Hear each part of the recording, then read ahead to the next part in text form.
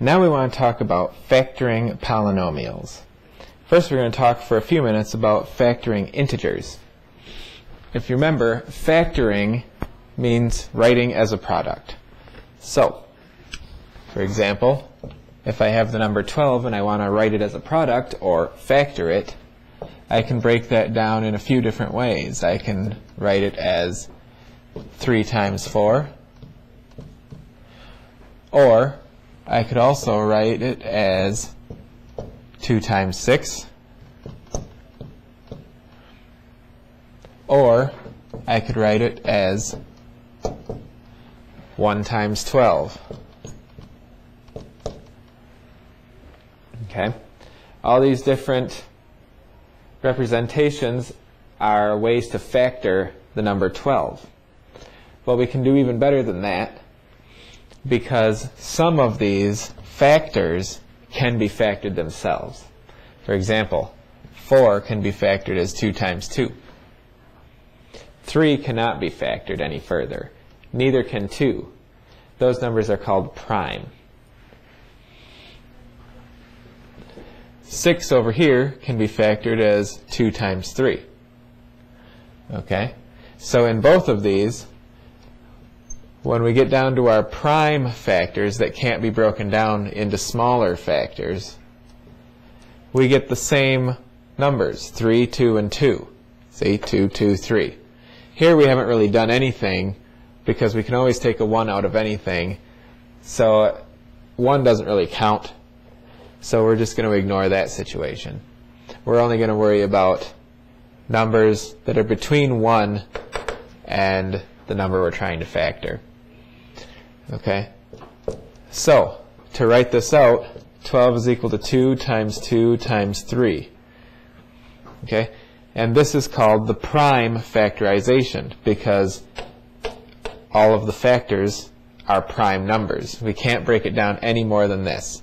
And no matter how we break it down, it's always going to end up with the same prime factorization.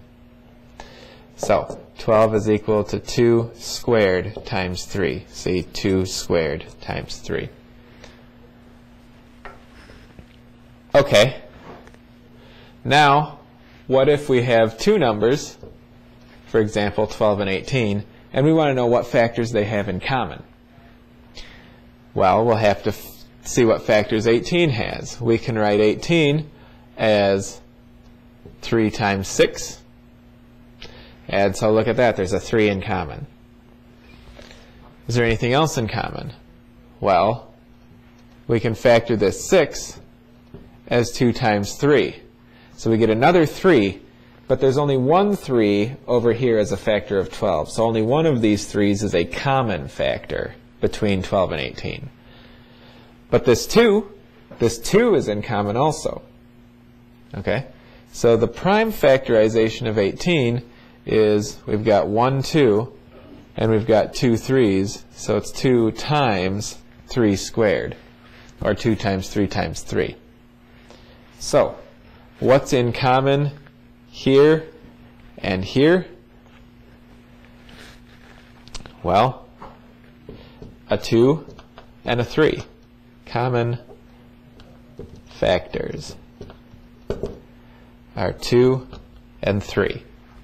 And then, of course, if 2 and 3 are both in common, then their product, 6, is also in common. See, we can write 12 as 2 times 6. We can write 18 as 3 times 6. Okay? So 6 is a common factor. And, furthermore, since 2 and 3 are the only prime factors that are in common between 12 and 18, that means that their product is the biggest number that will evenly divide into both 12 and 18. And because of that, we call that number the greatest common factor.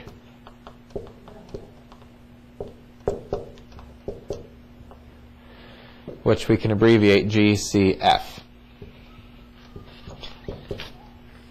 Okay? We can also have variables as common factors. For example, if we want to find the greatest common factor of 10x squared and 15x, first we can look at the numerical part and find the greatest common factor there. Well, 10 is 2 times 5, and 15 is 3 times 5. What they have in common is a 5 and nothing else. So the greatest common factor, at least for the numerical part, is 5. What about for the variable part? Well, here we've got an x squared, which means x times x. And here, it's just x. Well, what do they have in common? That x. Okay? So the greatest common factor, then, is going to be 5x. Notice that if we try to divide 5x into each of these, what happens?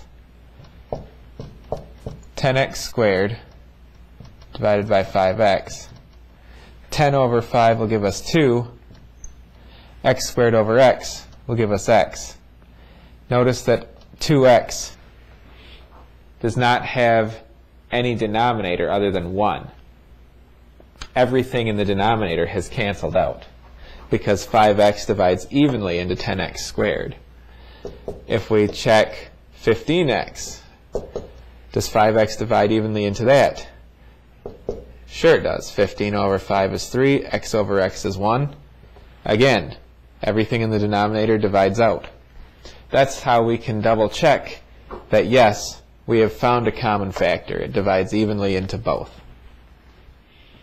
What if we have 3 terms that we want to find the greatest common factor of? And furthermore, what if we have multiple variables?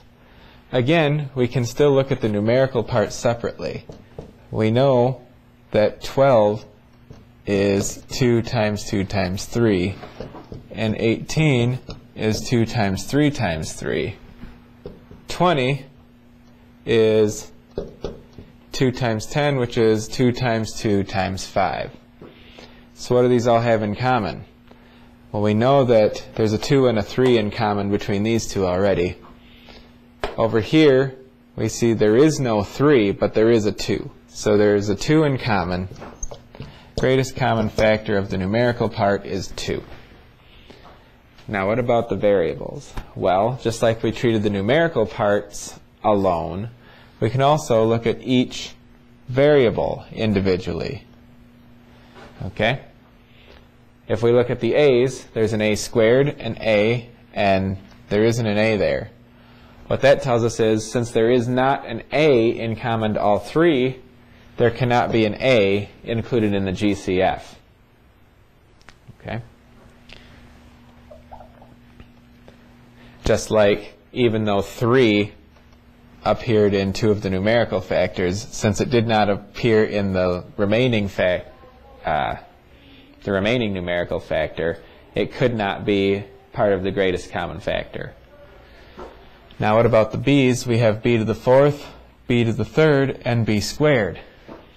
Here we have 4 b's, here we have 3 b's, here we have 2 b's, which means there are 2 b's in common to all of these.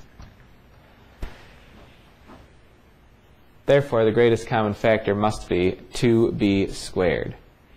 And in particular, anytime you have a variable that occurs in every term, the greatest common factor for that variable is going to be the lowest exponent that occurs, because that means there will be at least that many of that variable in each of the terms. What if, instead of just 3 terms that we want to find the greatest common factor of, we have those terms being added together to form a polynomial, and we want to factor the polynomial? Well, remember, to factor means to write as a product. So what we're going to do is take this polynomial and write it as the product of 2 polynomials. How are we going to do that? Well, we already know that 2b squared, the greatest common factor, divides evenly into all 3 of these terms. That means it will divide evenly into this entire polynomial. So one of my factors is going to be the GCF. What's the other one going to be? Well, consider a little example on the side. If we want to write 12 as the product of 3 times some number, how do we figure out what that number is? Well, we can take our 12 and divide it by 3. We get 4, so that means 12 must be equal to 3 times 4. We can do the same thing here. If we want to write 12a squared b to the 4th plus 18ab to the 3rd plus 20b squared as the product of 2b squared and something else, the way we figure out what that something else is we divide the 2b squared into the polynomial. So let's look at what happens. 12a squared b to the 4th plus 18ab to the 3rd plus 20b squared. We divide that by 2b squared. Well, this is polynomial division. And when we're dividing by a monomial like this, we can accomplish this by dividing that into each one of these terms. So this is going to be 12a squared b to the 4th over 2b squared plus 18ab to the 3rd over 2b squared plus 20b squared over 2b squared. Okay? We already know that the 2b squared is going to get divided out or cancel out because it divides evenly into all 3 of these since it's their greatest common factor. So what's going to happen is here 12 over 2 is 6. A squared isn't going to cancel with anything. And b to the 4th over b squared, well, 2 of those b's will cancel. So we'll have 6a squared b squared for our first term. For our second term, we divide 2b squared into 18ab to the 3rd. 2 into 18 goes 9 times. A has nothing to cancel with. And b to the 3rd over b squared, 2 of those b's will cancel, so it's 9ab. For the last term, 20 over 2 is 10. B squared over b squared is just 1, so we end up with 10. So